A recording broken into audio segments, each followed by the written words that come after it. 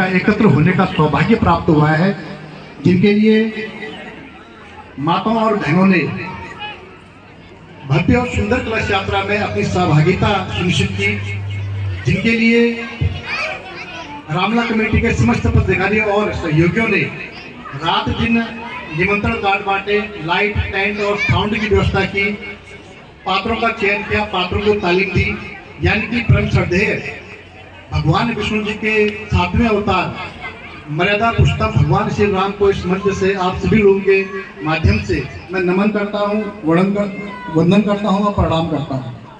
दूसरा, मंच संचालन कोई आसान काम नहीं है। रोजाना रात के 8 बजे से रात के 1 बजे 1:30 बजे तक, और वो भी लगातार 10 दिनों तक, ये वही कर सकता है जो विद्वान हो, ज्ञानी हो, सकारात्मक सोच जिसकी हो, सकारात्मक ऊर्जा जिसके अंदर हो, नेतृत्व क्षमता जिसके अंदर हो, और भगवान राम के प्रति जिसके अंदर अथाह लगन और प्रेम भक्ति हो, वही एक कुशल मंच संचालन कर सकता है।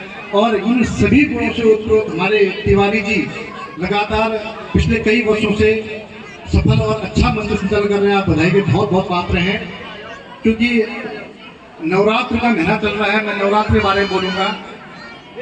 मनुष्यता ने जितने सपने देखे हैं उनमें राम सबसे सुंदर सपना है, सबसे प्यारा सपना है। हम अक्सर अहंकार में होते हैं, आप भी अहंकार में होते हो, जब और सत्ता अहंकार करती है।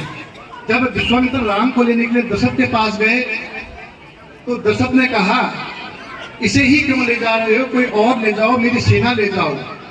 तब विश्वामित्र ने कहा, 4 चीजें हैं, इनमें से एक भी किसी व्यक्ति के पास आ जाए तो व्यक्ति अहंकारी हो जाता है।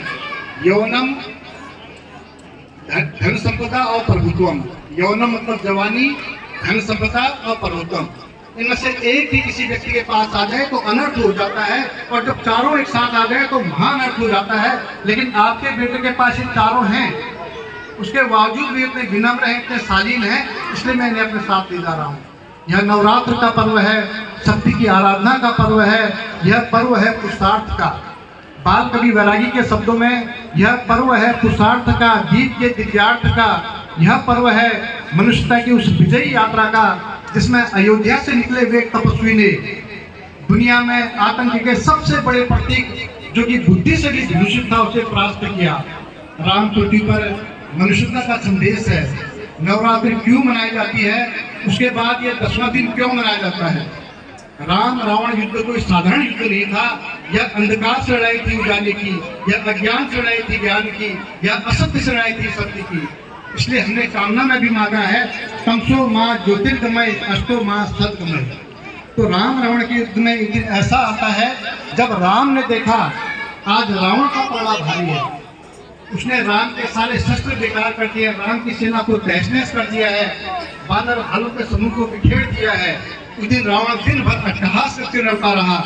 मनुष्यता की लड़ाई में अक्सर ऐसा होता है, रावण का पलड़ा भारी होता है, लेकिन राम की कहानी उसी आस्था और विश्वास की कहानी है कि अंधकार चाहे गहरा हो, अंधकार चाहे गहरा हो, 7 समुद्र पार हो, सदा उजाला बीत हुआ है, सत्य अगर आधार हो। तो राम की कहानी कोई साधारण कहानी नहीं है। राम की कहानी हमारे अंदर एक बेहतर पिता, एक बेहतर पति, एक बेहतर नागरिक, एक बेहतर स्ट्रेटेजिस्ट, एक बेहतर मैनेजमेंट का क्रू, एक बेहतर एम्प्लॉय और एक बेहतर एम्प्लॉयर होने का सूत्र पैदा करती है। तो उस दिन राम परास्त भाव के साथ वापस लौटे हैं और रावण विजयी भाव के साथ वापस लौटा है। राम का सारा सैन्य बल परास्त भाव के साथ वापस लौटा है। बानर भालू के समूह में खून ही खून बिखरा पड़ा हुआ है और रावण के खेमे से अट्टहास की आवाज आ रही है। अहंकार सदैव हंसता है, जब भी वो सत्य को चुनौती देता है तो अहंकार हंसता है।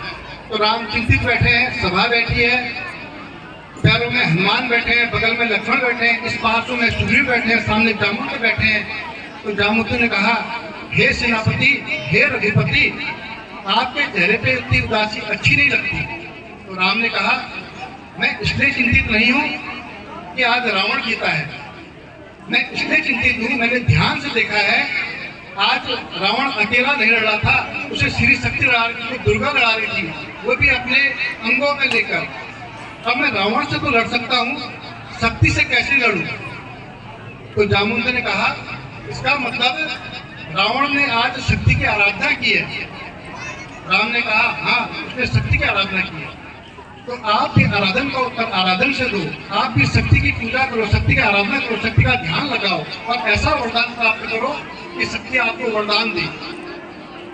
राम ने कहा हनुमान से, जाओ देवी धर सरोवर से 108 नीलकमल लेके आओ, मैं ध्यान लगाता हूँ, मैं ध्यान में बैठता हूँ। राम ध्यान में बैठे, ऊर्ध्व ध्यान चढ़ता रहा। पहला दिन बीता, पहला नवरात्र, दूसरा दिन बीता, दूसरा नवरात्र, तीसरा दिन बीता, तीसरा नवरात्र। इसी तरह 9 दिन ध्यान में बैठे बैठे राम का ध्यान शीर्ष तक पहुंच गया, दशक द्वार तक पहुंच गया, जहाँ आज्ञा चक्र पहुंचाते हैं। तब जब आखिरी नीलकमल रह गया देवी माँ के चरणों में चढ़ाने को, तब श्री ने सोचा, शक्ति ने सोचा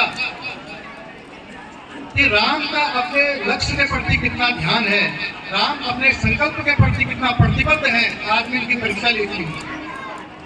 आप याद रखना, सुनने वाले भी याद रखेंगे, आप चाहे राम हो चाहे बुद्ध हो, आपको अपने युद्ध स्वयं लड़ने पड़ते हैं। और युद्ध के अंतिम अवसर में अक्सर प्रकृति आपकी परीक्षा लेती है और उस परीक्षा के पल में जो प्रतिष्ठित रह जाए वो राम कहलाता, वो बुद्ध कहलाता, वो ईश्वर कहलाता है। तो राम ध्यान में बैठे हैं और आखिरी नीलकमल जब रह गया माँ के चरणों में समर्पित करने को, तो मर्यादा पुरुषोत्तम भगवान श्री राम अजान भाव घुटने तक इनके भाव है, कितने सुंदर, कितने सुशील, प्रिंस चार्मिंग, कैसे लगते हैं उनके ध्यान में सोचो। और जब आखिरी नीलकमल श्री शक्ति ने, श्री दुर्गा ने उनके थाल से उठा लिया, जब राम ने थाल में हाथ फिराया तो उनको कमल नहीं मिला। तो सोचिए, जो 9 दिन का ध्यान था, जो शीर्ष पर चढ़ा था, जो दशक द्वार तक पहुंच गया था, जब आज्ञा चक्र पहुंचाते हैं, उस ध्यान से राम को नीचे उतरना पड़ा। कितनी पीड़ा मन में हुई होगी, कितना दुख राम के मन में हुआ होगा। तो उस समय निराला लिखते हैं कि राम की आंखें भीग आई। ये सोचिए कि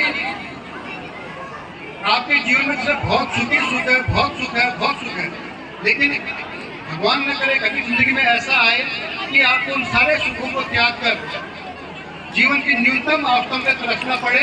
उसे जो मन में क्षोभ पैदा होता है, जो दुख पैदा होता है, वही क्षोभ, वही दुख उस समय राम के मन में पैदा हुआ।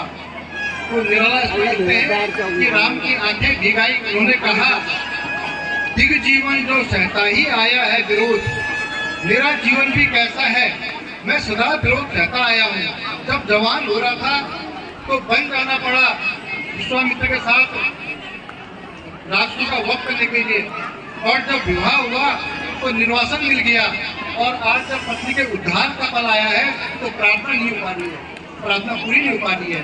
तो दिग जीवन जो सहता ही आया है विरोध, दिग साधन के लिए सदा ही किया शोध, जानकी हाय उद्धार क्रिया का हो न सका, वह एक और मन रहा राम का जो न थका। राम ने कहा, मैं इस पूजा को ऐसे तो नहीं छोड़ूंगा। 9 दिन की साधना की है, 9 दिन की पूजा की है, मैं इसको ऐसे नहीं छोड़ूंगा। क्योंकि राम केवल बलशाली ही नहीं है, वो बुद्धिशाली भी हैं, उनके अंदर तर्क शक्ति भी है, उनके अंदर सोचने की क्षमता भी है। तो उन्हें अचानक याद आता है कि माता कौशल्या उनको बचपन में राजीव नयन कहती थी। राजीव नयन मतलब कमल जैसे जिसके नेत्र हों। तो मेरे पास भी 2 कमल बचे हैं, 2 नेत्र बचे हुए हैं, अगर मैं चढ़ाना ही है तो मैं अपनी एक आंख चढ़ा दूंगा। तो सोचिए राम का अपने संकल्प के प्रति कितना प्रतिबद्ध है राम। उन्होंने अपने तर्क से एक बाण निकाला और उसकी गलती को अपनी आंख की ओर किया। जैसे ही वो उसकी अपनी बाण को अपनी आंख की ओर करते हैं, श्री शक्ति उनका हाथ पकड़ लेती है और कहती है, तुम अद्भुत हो राम।